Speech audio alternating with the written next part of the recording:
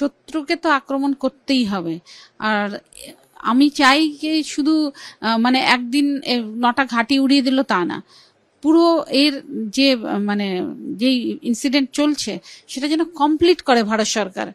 কারণ কি এটা তো জিয়ে থাকছে, মানে আজকে আপনি 9টা ঘাঁটি উড়িয়ে দিলেন মানে তো সব কমপ্লিট হয়ে গেল না, মতলব যুদ্ধটা যেন পুরো কমপ্লিট করে, এটাই বলতে চাইছি।